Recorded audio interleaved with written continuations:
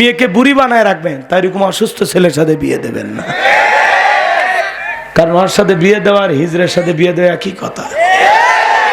পুরুষের পেশাব লাগবে পাবনা, পেশাব করবি যা পিরোজপুর জেলায়, কথা কন।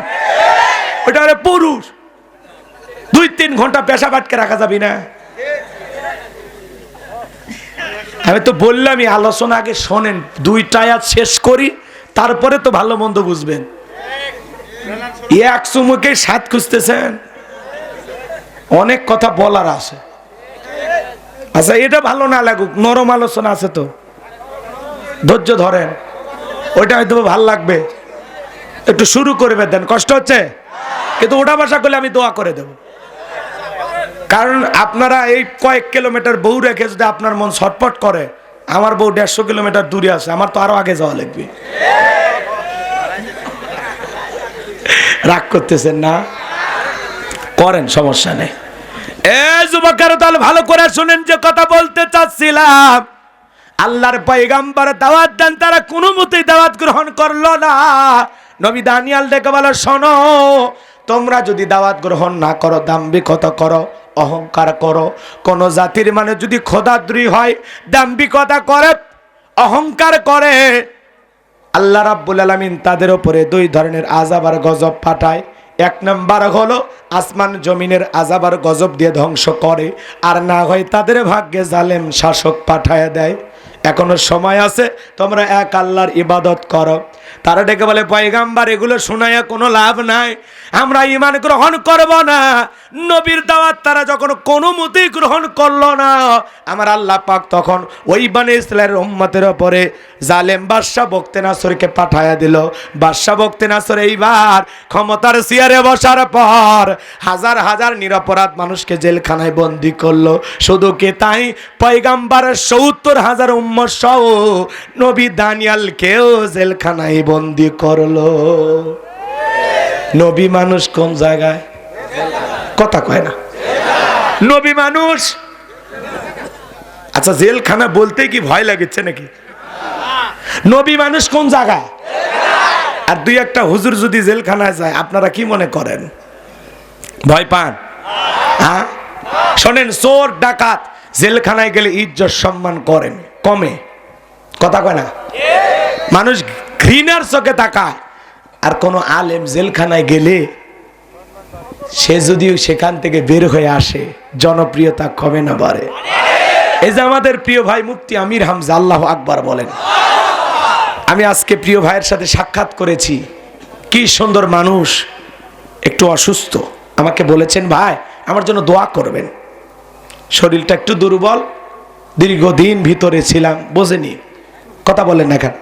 আমার প্রিয় ভাই ডেকে বলেন, ভাই কোনো কিছু চাই না, একটু শুধু দোয়া করবেন। আমি গেলাম, দীর্ঘ সময় তার সাথে আলাপ আলোচনা হলো। আমার প্রিয় ভাই মুফতি আমির হামজা বাজান গো আমার, আমাকে ডেকে বলেন, ভাই সকাল থেকে সন্ধ্যা পর্যন্ত মানুষ আসে শুধু একটা নজর দেখার জন্য, সুবহানাল্লাহ বলে। মানুষ ফুল নিয়ে যাইতেছে, ভালোবাসা দেখাইতে যাইতেছেন, এ বাজান গো আমার। এই জন্য আলেমেরা যদি কখনো সামান্য একটু পরিমাণ বিপদে পড়ে, মুসিবতে পড়ে, আল্লাহ তাদেরকে একটু পরীক্ষা করে সেখান থেকে আবার বের করে দেন। দেখবেন সেই আলেমদের প্রতি মোহাব্বত, ভালোবাসা আগের চাইতে 1000 গুণ বেড়ে যায়, কথা বলেন ঠিক কিনা? মুফতি আমির হামজা ভাই কোরআনের ময়দানে কথা বলেন, তরুণ মুফাসসির চমৎকার ভাবে কোরআন সুন্নাহর আলোকে গবেষণামূলক আলোচনা করেন। হে যুবক, তোমরা আলোচনা শোনো নাই? কথা বলেন না কেন? আমার প্রিয় ভাই অসুস্থ, আপনারা দোয়া করবেন, আল্লাহ পাক যেন তাকে পরিপূর্ণতা, সুস্থতা দান করে আবারও কোরআনের ময়দানে এসে হক কথা বলার তৌফিক দান করেন। আরো জোরে বলেন আমিন। আল্লাহ যেন প্রিয় ভাইকে পরিপূর্ণ সুস্থতার সহিত তার কণ্ঠকে হেফাজত করে, তার ইলমকে বাড়িয়ে দিয়ে, তার যোগ্যতাকে বাড়াইয়া দিয়া, সম্মানটাকে বাড়াইয়া দিয়া আবার কোরআনের ময়দানে জাতির সামনে হক কথা বলার তৌফিক দান করেন। জোরে বলুন আমিন। তাহলে আমাদের প্রিয় ভাই মুফতি আমির হামজা জেলখানা থেকে বের হয়ে সম্মান কমেছে না বেড়েছে? সম্মান দেওয়ার মালিক কে? আতুইজ্জু মান তাশা ওয়া তুযিল্লু মান তাশা, আল্লাহু আকবার বলেন। সম্মানিত করেছেন কে? আমার ভাইয়েরা 958 দিন তিনি জেলখানায় বন্দী ছিলেন।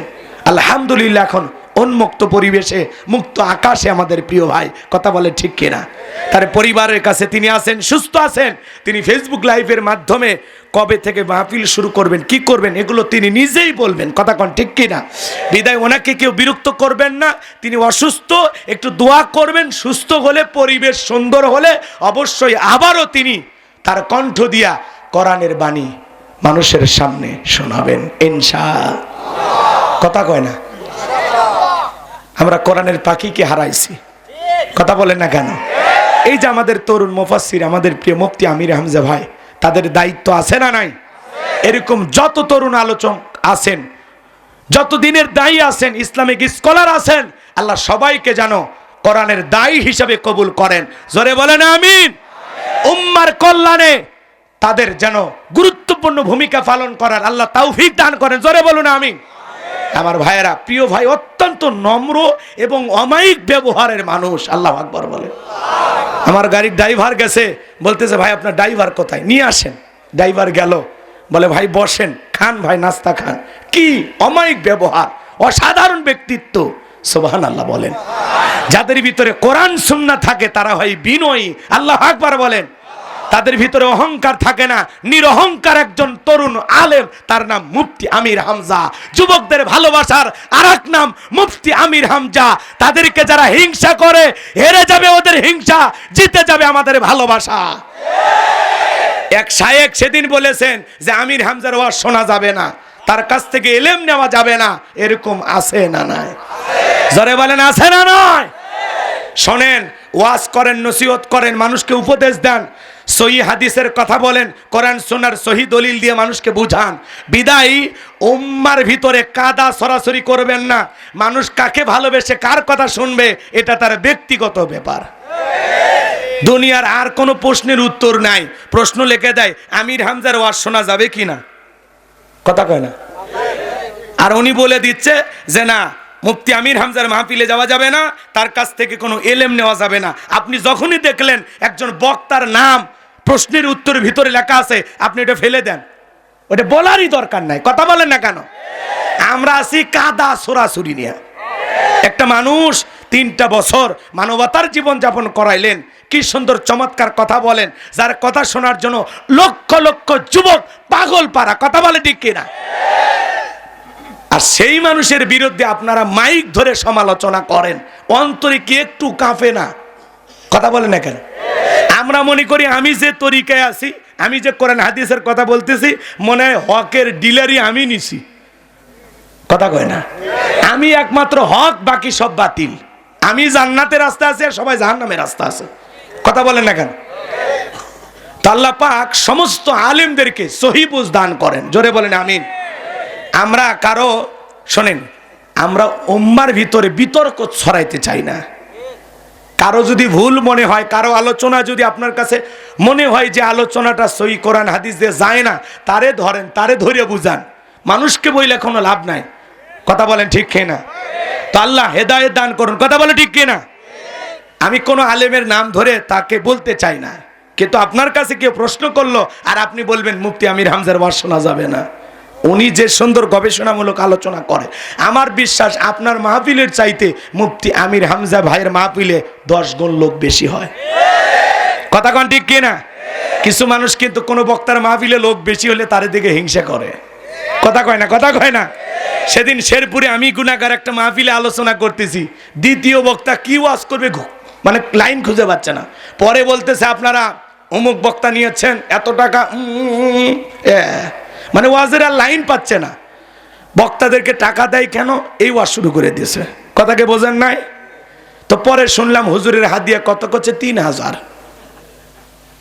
তাহলে আপনি বোঝেন না এদেশের মানুষ, এই যে আপনাদের পাশেই আমাদের তাহিরি ভাই আছে না, গিয়াসউদ্দিন, হেলিকপ্টার দিয়ে মানুষ নিয়ে আসতেছে। হাফিজুর রহমান কুয়াকাটা সিদ্দিকী হুজুর হেলিকপ্টার দিয়ে নিয়ে আসতেছে। হেলিকপ্টার ভাড়ায় 1 লাখ 2 লাখ। তো মানুষের আবেগ, ভালোবাসার জায়গা। মানুষ যদি নিয়ে আসবার পারে, আর নিয়ে এসে যদি হেলিকপ্টার ভাড়া দিয়ে হুজুরকে হাদিয়াও দেয়, তা আপনার সমস্যা কি? সমস্যা কি? ও কোন নায়িকা হেলিকপ্টারে ঘুরলে আপনার চুলকায় না, কোন শিল্পী হেলিকপ্টারে ঘুরলে আপনার চুলকায় না, কোন নেতা হেলিকপ্টারে ঘুরলে আপনার কোনো সমালোচনা নাই, শাকিব খান হেলিকপ্টার নিয়ে ঘুরলে আপনার সমালোচনা নাই, কোন হুজুর যদি খালি হেলিকপ্টারে ওঠে আর হাদিয়া বেশি নাই, সমালোচনা শুরু হয়ে গেছে। আছে না নাই? তো তোমার সমালোচনার জায়গায় তুমি থাকবা, যার সমালোচনা করতেছো, যারে হিংসা করতেছো, এর গতিতে চলবে, ওর লক্ষ্যে আল্লাহ তাআলা তাকে পৌঁছায়া দিবেন। যারা সমালোচনা করতেছো তোমরা অবশ্যই আবারও নিচে পড়বা। ওরা আবার বলে আমরা দাওয়াত না পাই, হক কথা বলবো। আরে বেটা, কোরআন হাদিস গবেষণা করে ভালো করে কথা বলো, মানুষ এমনি দাওয়াত দিবি। কথা কোন ঠিক কিনা? নিজের যোগ্যতা দিয়া কিছু অর্জন করো, উমুক তুমুক খারাপ কাউরে গালিগালাজ দিয়া বড় বক্তা হওয়া যাবে না। কথা বলে ঠিক কিনা? আল্লাহ সকল আলেমদেরকে হেদায়েত দান করুন, জোরে বলুন আমিন। কোন বক্তা হাদিয়া কত নিল, কোন বক্তা হেলিকপ্টারে ঘুরলো, কারো আর শোনা যাবে, কারো আর শোনা যাবে না, এগুলো কথা বলে বন্ধ করেন। কথা কয় না কে? রাগ করতেছেন মনে হয়? হ্যাঁ, এদেশের কত খারাপ কাজ আছে, কত অন্যায় আছে, সেগুলো নিয়ে প্রতিবাদ করেন না। কথা বলেন না কেন? রাগ করতেছেন? করতে পারেন, কোনো সমস্যা নেই। এদেশের এমনও ঘটনা ঘটে, বাড়ি ভেঙ্গে ঘরের ভিতর ঢুকে ধর্ষণ করতেছে, সেটা নিয়ে আপনার কোনো বক্তব্য নাই। কথা বলেন না কেন?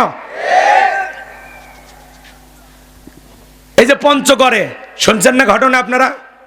একটা বৃদ্ধ মানুষকে কোনো একটি কারণে হত্যা করা হয়েছে।